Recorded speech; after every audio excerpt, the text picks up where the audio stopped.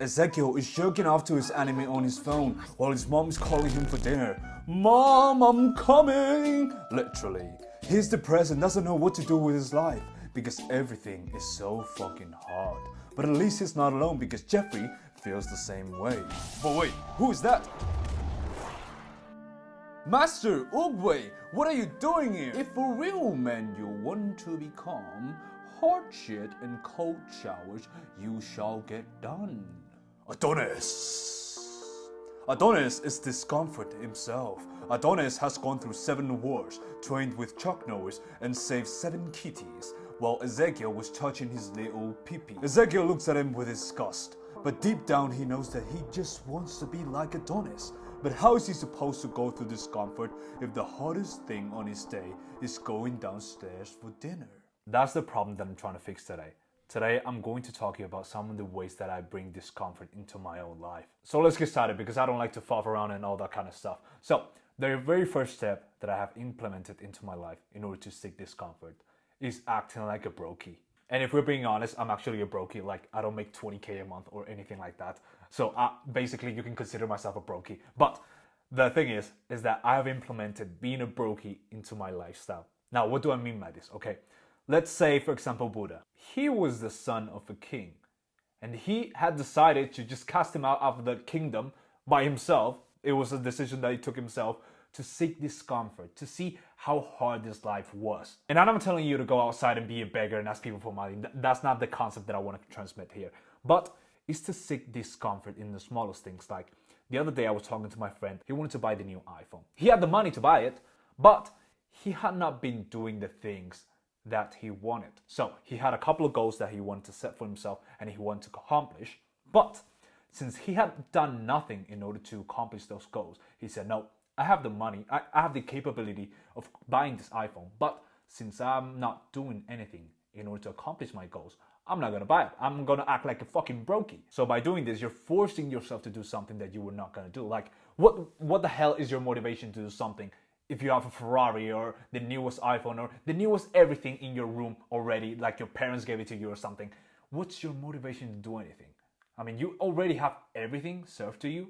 So what is your motivation to make more money? Like, you wouldn't have any. So in this way, you're forcing yourself just to do more things, just to do the simple things that will get you to accomplish those goals and to be able to buy that iPhone, even if you already have the money to buy it. And maybe you might say that this is something extreme, but you can do it in simple ways, like maybe going for a coffee.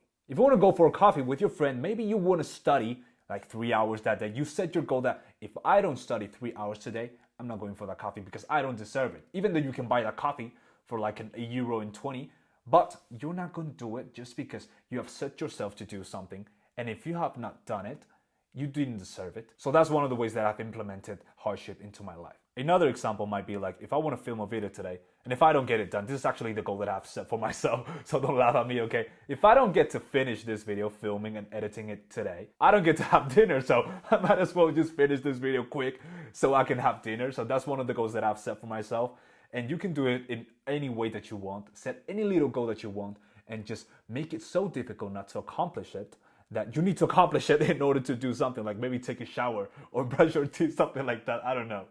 Okay, now the second thing that I've implemented into my life in order to make it harder is actually seeing rejection as a score. So if you're not a masochist or something who enjoys pain, chances are is that you don't enjoy being rejected, okay? That's just true. Nobody likes being rejected. But ever since I started looking at rejection as a score and not as something bad, I have been able to do more things just because I see them as something good, okay? Being rejected by someone is something good. It's actually a score. This is something that I started doing this year, and it is that every single time that I will go out with my friends or something similar, and I will start talking to girls, okay? I will start talking to a group of girls. I'll start asking for numbers and for Instagrams on the street to pretty girls that I find attractive. And every single time that they reject me, I will put it into my score and say +1. I treat it almost like a game in which I get excited every single time that they just reject me, okay? I see it as a game, and the higher the score, the higher it means my self-improvement is. The higher my resistance to rejection is. I mean, obviously I wouldn't tell this to my friends because they will think I'm a weirdo, because this is some weird kind of shit. This is very, very weird. And if you just tell this to normal people, they will think like you're some crazy psychopath or anything like this. So just keep it to yourself, okay? But the point is that the more rejection I get into me, the more willing I am to do more things. So the less likely I am to skip on talking to the girl that I like, or the less likely I am to not pursue something that I find interesting. So I become more impulsive in the way, like, if I want to do something, I'll go do it, because I know if I fail, I gain something, and if I win, I also win something. So it's just a win-win situation. I mean, there's nothing that could go wrong out of this. Like, if I ask a girl for a number and she doesn't give it to me, she's not gonna stab me in the best case scenario. Like, there are some crazy people out there, but in most situations, she won't stab me. Like, what's the worst thing that could happen? Like, she will not give me her number, but maybe she'll take a screenshot or tell her to her friends, but I don't care. Like, that doesn't affect me at all. So that's not something bad that will happen to me. Generally speaking, if you ask a girl for her number, that's like the most interesting thing that it will happen to her day. How many guys do you see on the street asking for random girls for their number, or just stopping for the sake of talking to her? How many people do that? Nowadays, that's something weird, and people don't have the balls to go and talk to people like that on the street. So you going and talking to that girl is like one of the most interesting things on her day for sure, and not even day, like a week. How many people will come up to her and talk to her in a week? And this correlates very well with the concept that David Goggins talks about, and is the cookie jar, okay? So on top of having my score of rejections, which is pretty high, I also have a cookie jar inside of my Notion. It's not a real cookie jar. It's like a template. It's like a notepad where you go and you write things. Like, I'm going to tell you a story, okay? David Goggins, do you know who that guy is, okay? Every single time that he would accomplish something difficult, he would write it down on paper. He would rip that paper and make it a small ball and put it into a jar, okay? Into a cookie jar. He would just close it, and every single time that he needed some kind of motivation, he would open that jar and look at those papers and see, this is the fucking thing that I have done that not everyone is able to. So this is the thing that I have done that I'm proud of. And every single time that you look at them, you say, wow, I'm the motherfucker. I'm able to do all of those things. Like, how the hell am I not going to talk to that girl? Yeah, I've done this 100 things that I'm proud of. So this is a concept that I've implemented that has worked wonders for me. And I think it might work for you too. Now, the third thing that I've implemented into my life is actually one of the most difficult, to be honest. And it is the uncomfortable companion. If I asked you this question, who is the person who is most uncomfortable to be around with? You might say your cousin, you might say your fiance's mom, you might say like your sister or anything like that, but you're wrong. The most uncomfortable person to be around with alone is yourself. Nowadays, in a world where everyone is stuck to their phones, everyone's like constant dopamine, constant notifications, bing, bam, bam. Like, you're constantly bombarded with new information. You're listening to music, you're listening to podcasts. You're never left alone with yourself on your own. Other than you sleeping. I hope that you're not sleeping with music, of course. Other than sleeping, you're never left with your thoughts alone. And this is something that I'm still battling with. But if I asked you to stop using Spotify, or to stop listening to podcasts or YouTube videos in the background while you're doing the dishes, or just doing the laundry, or something like that, or driving even, would you be able to? The first feeling that you get is the uncomfortable. Is being uncomfortable just with yourself.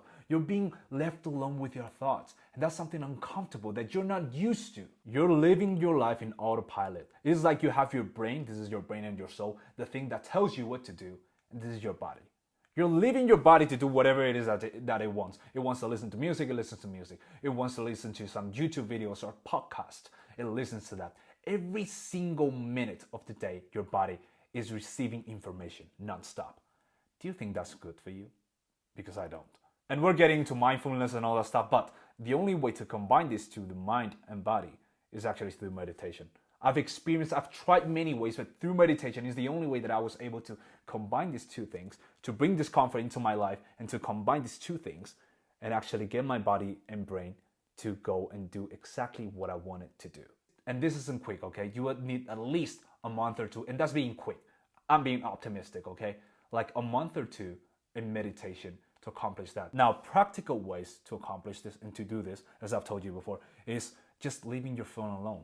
I mean, when you're showering, just don't play music. When you're doing the dishes, don't play music. Don't play any podcast. When you're driving, try to drive to work today without listening to any podcast, to any Spotify, to nothing. Just you alone with your thoughts. And the fourth and final way, but not the least way in which I've added discomfort into my life is being in uncomfortable environments. These are places where you willingly put yourself into so that you feel uncomfortable, okay? This could be the cold showers and all that kind of thing, which is very popular in self-improvement, but there are more ways, like being on the sauna, in which it's hard for you to breathe, okay? Being on the sauna is hard for you to breathe. That's an uncomfortable situation that I like to put myself into. Or going outside for a run in the cold. Now that it's winter, going outside in shorts, that's some fucking uncomfortable situation to put yourself into. Or even walking barefoot. This is something weird that I tend to do, okay? I just take my socks and my shoes off and I start walking with my bare feet around my home. And sometimes around the street, around my home. So that's something very weird that I do. And I recommend you to do, but definitely something weird that you don't want to do if there's anyone around, okay? And you have two choices for this. The first one is something that we have talked about already, and is the physical uncomfortable situations where you experience coldness and pain and warmth, that kind of thing. And the second is psychological. For me, the psychological is more important and it's more effective. And let me tell you a story about this, okay? So I have a lot of fear, like it's not unreasonable, but it's a lot of unreasonable fear towards animals. I have to get that clear. I don't like dogs, I don't like cats, I don't like birds. Any sort of animal, I'm afraid. So what's something that I have done, okay? A couple of years ago, I decided that since I'm so afraid of animals and cats specifically because they're so small, they have like these little hands that can scratch you and you don't expect what they do. They just jump around and all that thing. I just hate them. I'm afraid and I hate them, okay? So what's the best thing that I could have done at that moment? I thought, well, why don't I go to a rescue home of cats in which there are like 50 cats without any cages or anything like that? They're just jumping around from place to place. Like, what's the worst thing that could happen? That like they scratch my face or something like that? So I'm just gonna go in there. I'm gonna spend 3 hours inside of that house, inside of that cat house, and let's see what happens. And I'm not joking when I'm telling you that I was this close of getting out of there and it's starting to cry because I was so afraid of cats that I didn't know what to do. I was spending 3 hours inside of this place with things that I hated and I was being afraid of. Like, if I'm being honest, animals are like the top thing that I'm scared of. So being around these things, these beings, was something that it was very uncomfortable for me, okay? But I decided, what's the worst thing that could happen? Maybe the worst thing is that I end up with no pants because they get destroyed by these cats or something like that. I don't know. So I just stayed inside of there, and eventually after that hour, I started to pet the cats and I started getting used to them, and now I actually don't have any fear for cats or for dogs. And that's the way that I have set for myself to seek discomfort and to overcome a fear that I had at the moment. And that would have never happened if I hadn't decided that day, that random day, to go and visit that cat refugee house. I hope you got something valuable out of this video, and always remember, be patient because your prophecy is unfolding.